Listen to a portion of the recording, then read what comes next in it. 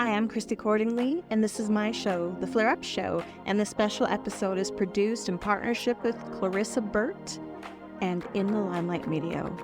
I originally created this show to advocate for myself through chronic illness, but today it's grown into a wellness show that's listened to all over the world. I love to practice well-being for the whole being. So if you're ready to rise, thrive, and elevate your life, stay tuned, enjoy the show, and thanks for listening. All right, welcome to the Flare Up Show, and this is a very special episode as it is done in partnership with Clarissa Burt and In the Limelight Media. You're going to be able to access this show on all podcast platforms, YouTube, smart TV apps around the globe by accessing either the Flare Up Show or In the Limelight with Clarissa Burt. And today I am absolutely thrilled and honored to have Kathy Gardarian on our show with us. She is the founder and CEO of Qualis International, Inc., a multi-million-dollar sales and distribution company. She served on many boards, including Vans, Inc., the World Business Academy, and the Women's Leadership Board at the JFK School at Harvard. And she has been awarded the Lifetime Achievement Award from the National Association of Women Business Owners. Thank you so much for joining us today, Kathy. It's such a pleasure to have you. Thank you. I'm so happy to be here. Thank you. I've been really excited. So I've been looking over your book and just following your career, and you are, one thing that really intrigues me about you is you've grown this massive business, this incredible success, and all while exuding femininity, which hasn't always traditionally been seen as a great business asset. But you started knowing yourself at a very young age, and I think that is definitely an advantage for you. And that's part of the advice you give in your book. So I would love for you to start just by sharing a little bit about sort of the early stages. What are the early drivers that people can look for, and why did that make such an impact in your life? Well, for me, I don't know why, but ever since I was born, it seemed like life was, it could be so much better than I was experiencing. So I just sort of came from that. But, you know, in growing up, and you could always see the division between men and women, and the diversity between men and women really falls into business a lot. And so I remember I was, but I was pretty sure of myself, which I think, again, I call it, you've got to do your inner work. You know, success is an inside job.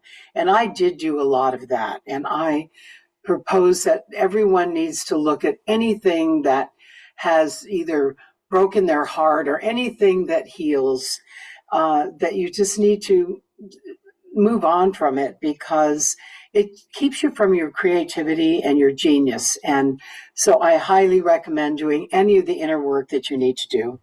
I talk a lot about that in the book because it's really important.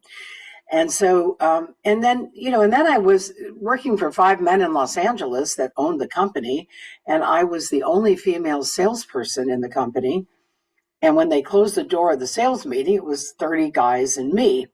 And yet I'd have the highest sales totals often. And the president of the company would say, well, Kathy has the highest sales totals again. So how do you guys like being beat up by a skirt? And these kinds of things, along with him always telling me, you're a woman, you could never have a company. A lot of this was, it finally got to me because I kept, I used to go home and be upset about it. But I would say, well, I'm making too much money. And that's the other thing I tell people, never stay for the money, because you think you can't do better than this. And it's all these things you have to keep digging deep within yourself and seeing what's keeping you from moving forward. Mm-hmm. I think there's a lot of us out there that can relate to that. Many of us women, when I started my career, I worked in trucking and heavy construction. In management, and yeah. So it was a lot of that. You'd show up to a meeting, and I like to dress nice, I like being feminine, that's something that I like to do, but it doesn't affect how I can do my work. But people would be like, are you going to the bank after this? Like, you're dressed like a banker, you're dressed like, they would make such comments, and I'm like, you would not comment about anybody else coming in dressed up a little bit. But anyways, Yeah. just admire your tenacity. And I love that you said don't stay for the money, because I think that does sometimes get lost. Like there's a purpose in business, right?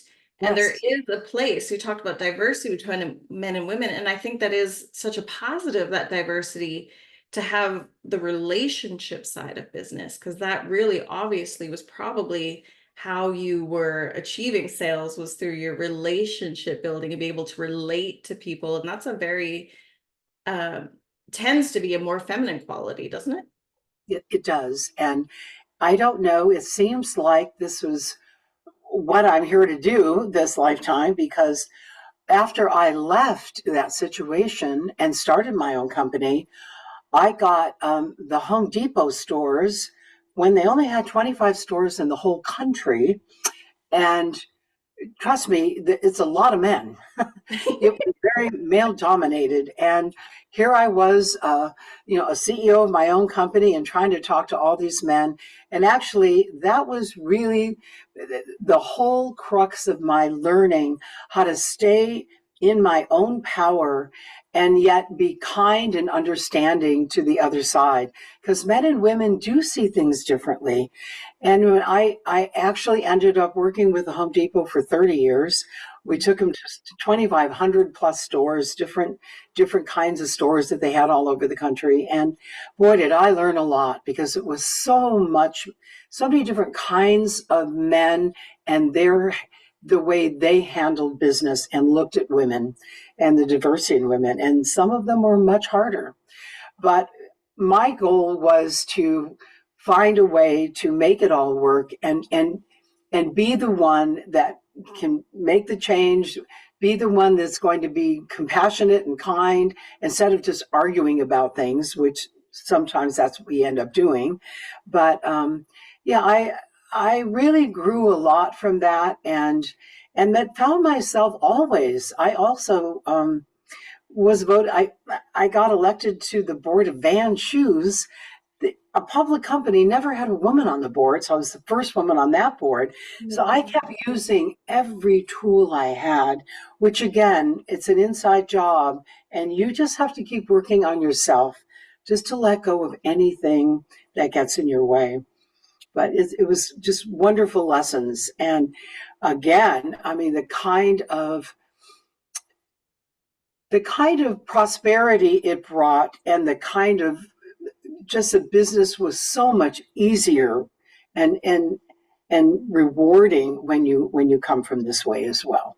So I love it. And really your message in your book and the way you work, it wasn't about placating or people pleasing or turning, a blind eye to things that weren't maybe ethical or kind or loving. You really stood strong, but in love, right?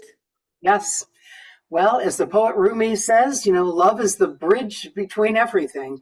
And it really is. And it's when we finally learn that, which, there's a difference between knowledge and wisdom. And it's really when you get into the wisdom part of your life, you think you just stop doing what doesn't work, and so many people out there, and I'm going to say men and women, and the diversity of how they hold life is very different. And the feminine energy in business is really needed now. It's a time of moving women forward. Yeah, this is it's a whole way that make, and there's really smart men I know that own companies, and they tell me, are you kidding? I have all these women around me. It's so empowering. And I love that because they actually know that. It's great. Yes, it is great. I love diversity.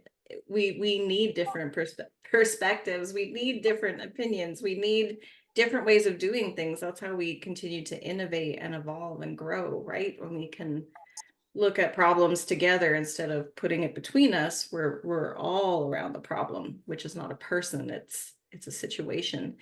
How Absolutely. did you was this tenacity something that was natural in you? You mentioned about doing the interpersonal work. What were some of the qualities or characteristics you had to build within yourself to get to the place where you had the tenacity to know that, you know what, if I learn to regulate me and stay focused on what's important and stay focused in love, even when things are tough. How did you get to a place like that? Well, I've done a lot of inner work. I mean, even in college, I cared more. Business was fine, but I really loved psychology and all of the different kinds of thinking that were in all different parts of the world. And the Eastern philosophy I loved. And I just kept studying. And the more I studied, the more I could see that that was actually showing up in your energy field. It's interesting. You think no one's going to notice. We all notice people's energy. And I had one time when I was studying even the thought about reincarnation, but I also thought you should never talk about that, anything to do with what you're studying, to your clients. But I had one man, I knew him for 10 minutes. I was in there trying to get what he needed. We were looking at different products, and he stopped me and he said, "I'd like to change the subject." He says, "I'd like you to tell me everything you know about reincarnation." And of course, I mean, he looked at my face and he knew I would think, how did he know that? Is my slip showing? It's like, how? And, and he said, "Oh," he says, "I see I've made you uncomfortable." He says, he says, "My 3-month-old baby just died. And somehow I think you know something I need to hear." And that happened to me very early on in business. And I started to realize that as we change and grow, it's going to show. And so I think that I remember walking out and still being a little upset, like, how did he know? But, a lot of my friends said, how could he not know? Because as we grow, again, wisdom is different than knowledge. So as we grow and learn, it's amazing what we can do. We can be such healing effects as we walk in a room and sit down and negotiate. We can be the change we want to see, right? Yeah.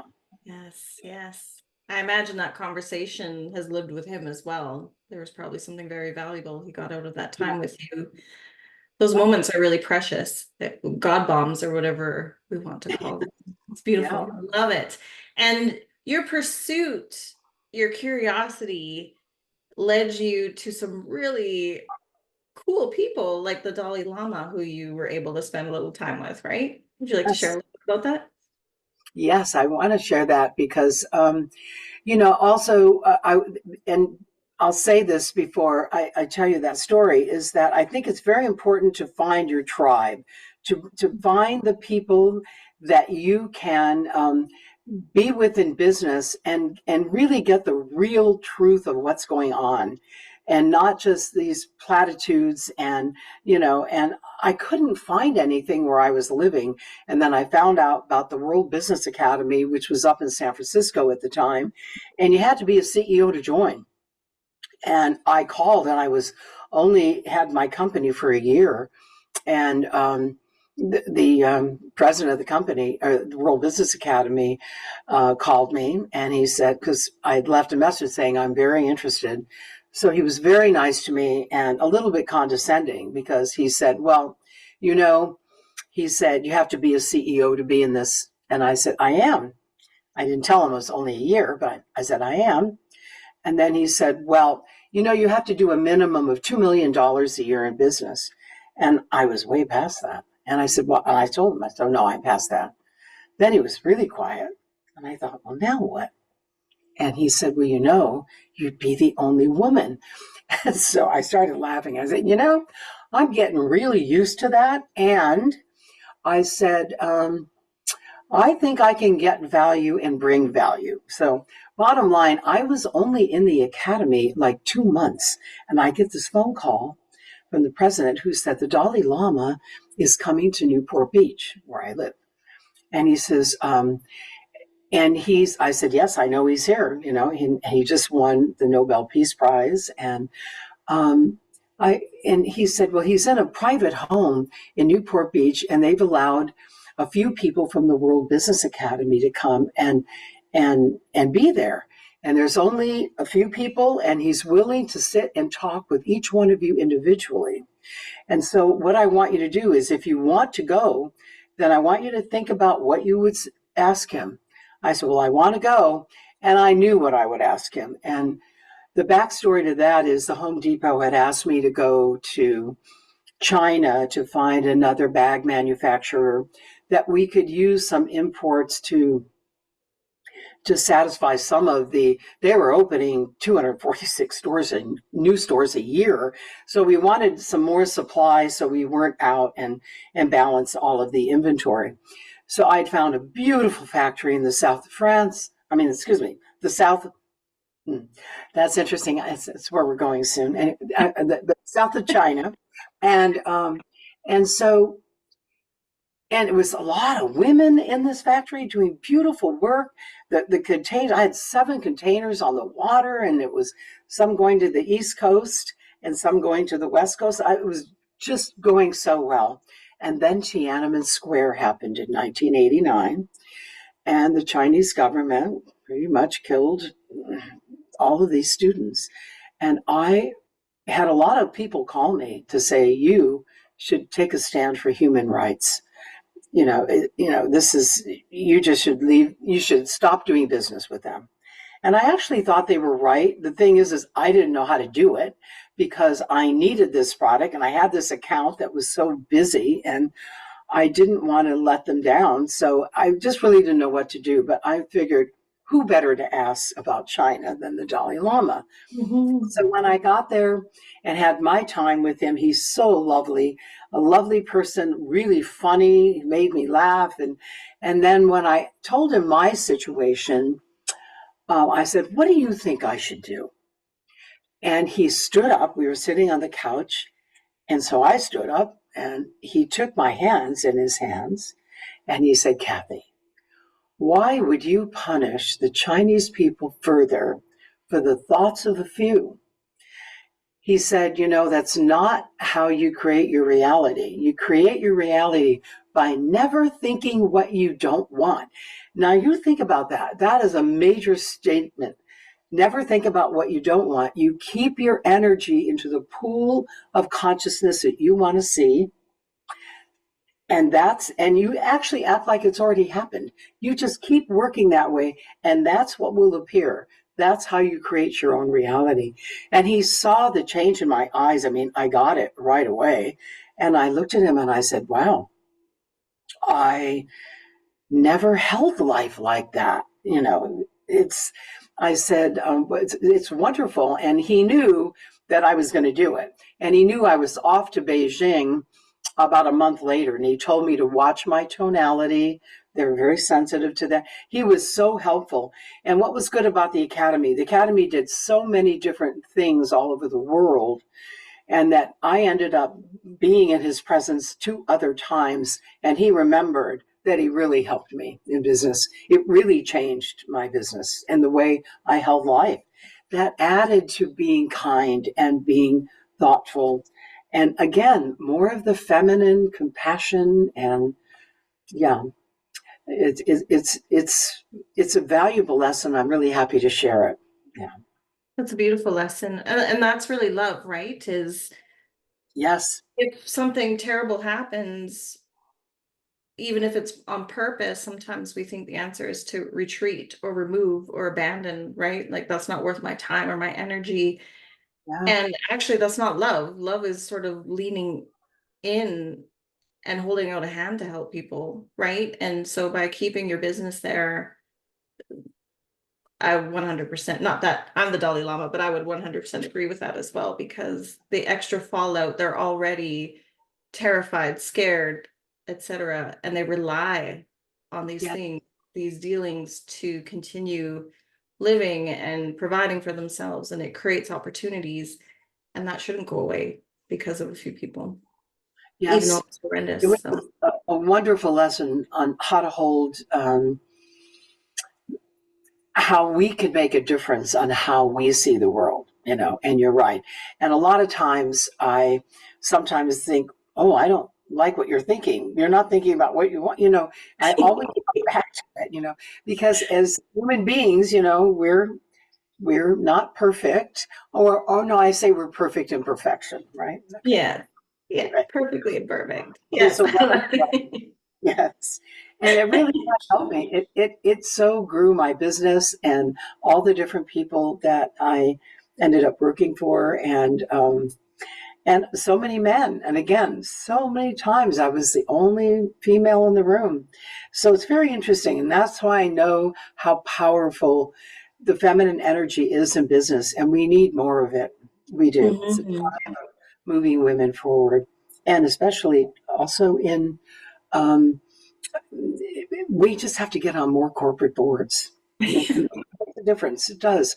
They've already proven when women are on public company boards, they actually do better. So, Mhm. Yeah, and why do you think that is? What are some of the best qualities of sort of feminine leadership? it's interesting because I remember at Vans when I was first there and the only woman, and very smart men. They're very interesting. And Vans was great because it was alternative sports. So it was kind of fun, and there were some athletes there. But I'd watch them. They go around the table with some issue, and then I'd think about something, and I'd raise my hand. And when I'd say it, you could see the whole shift in energy, and the CEO would say, "Oh, I didn't even think about that." Because Mhm. men and women do think differently, and it's not bad, it's just different. And that's why when you have that balance between that female and the male energy, which we actually hold within ourselves, we have both, but feminine, it may be because we're able to give birth and some of the things we do are just innately within us. And that shifts the conversation, and they come up with better solutions for the issues of what they're dealing with. Yeah, Yeah, I agree. And I think men are really good at compartmentalizing, which is its strength in itself as well. And I think yes, you're right. I think women tend to have a holistic view where we kind of see how things might trigger, react. Like we can see a different holistic view where men tend to be very focused and they both serve a purpose. When you put them together, that's the electricity of having a diverse workplace, right? absolutely. Yeah, that was my Yeah. experience. Yeah. Mhm. Yes, absolutely. Um, Tell us a little bit about your book. And I would love to know if it's okay to ask this. I know your book had a different title before and it's now been re-released with a new title. Tell us a little bit about that transition. Okay. Well, when I first wrote it about 6 years ago, um, it was called Feet to the Fire, Finding My Soul in Success, because Mhm. it really was starting from when I was young, all the things that happened to you, because you carry them with you. And I wanted people to know that as you share your own story, they'll learn and they'll see, what they can gain from that by looking inward, again, doing the inner work. But also, as I wrote each chapter, at the end of each chapter, I have a Dear Reader section or chapter that says, okay, dear reader, where in your life has this happened? So that it also teaches them to look at all my lessons along the way. And then at the end of the book, there's this whole tools for transformation. And even I go to my book and look sometimes when I have to remember what I already know. And um, and and then you can go back and look at the lessons that I learned along the way, to get to the kind of success I had, which is really it's a I never in a million years would have thought I'd have this kind of success. So I would say to you that, but when I talked with Jack Canfield, who's, he's such a book guru, he said, I loved your book, and your book is transformational for business people. He said, but you have to change the cover and you have to change the title. Because if I was walking through an airport and saw the book, he said, I would have thought it was a memoir and not a business book. I went, no, no, no, it's a business book. He said, well, then change the name and change the covers so people will know that. So that's all we did. It's the same exact book with Yeah, everything, all the lessons, but it's now called The Wisdom of Love in Business. I love it. Transformational tools for entrepreneurial success. That's what it is. I love it. And he's such a smart cookie, that Jack Canfield, right? Of course you're He gonna be smart. certainly is. Yeah. He, and I've known him forever, and he was so kind to me. And We were in Deepak Chopra's same group together. We were in so many things. He was in the academy. But finally, when I said it's not doing as well as I'd hoped, and he said, "Well, send it to my home." So I sent it book to his home, and that's when he changed everything for me. And I got it done, and it's up on Amazon, and and there's an Audible book as well. But yeah, that's why it's changed and why it's different. I Yeah. love it. I love it. I feel like it's very inviting, the cover. It's such a rich color. Wisdom is such an inviting word. It's absolutely lovely. So excellent work. It's a wonderful book. And what an amazing life you've had to be able to share so much wisdom. And just thank you to those of us that get to read and be inspired, because Mm. you are a trailblazer, right? Being that only woman, where now some of us have the privilege of having representation out there, people to look up to. Thank you for creating that for so many of us in so many different venues. Seemed to be my path because it Yeah. just kept coming in front of me. So you just do the next appropriate thing. Yeah, and Yeah. everything you do will lead you to what you will do. So it's just all the Mhm. stepping stone. Yeah. Yes. It's a Yeah. choose your own adventure for sure. I like to say yes to lots of things because you just don't know. You just Yeah. don't know.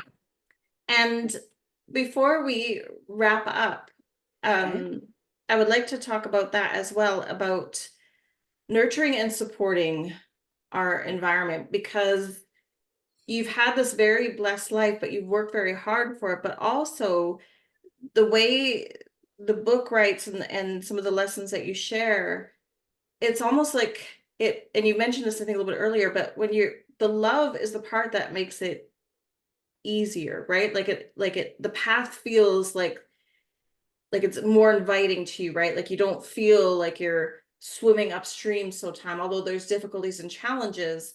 There's a real knowing that comes with working from your heart and doing the right things for the right reasons, isn't there? Yes, it is. And I honestly think that this life we're in on the earth plane, I think we're here to learn how to love. Mm. And as we go along, it's things are going to show up. And I love Donna Markova, her quote when she said, "How do you call yourself when you want your soul to answer?" There are just times when you just have to go deeper. And so love is really, bottom line, that's what we're here to do. And as we get stronger and forgive and let go and open our hearts, business is relationship and everything is relationship. So how you going to be, there's a choice. So bottom line, I think people will end up learning that it is about love. And you put that in the equation any place, and it's all going to be better for everyone, especially between women and men. Yeah. Mhm. Yeah. Yes. Yes, and we do love our men as well, don't we? Yes, we do. Thank you Yeah. so much, Kathy. We will put everything in the show notes. Please go purchase her book, take a look at Kathy's website, and just check out the incredible work that she's done throughout her career. Just thank you for sharing your time and your expertise with us. Thank you, Kathy. You're so welcome. I'm so happy to do it. And all the best to you. Thank you.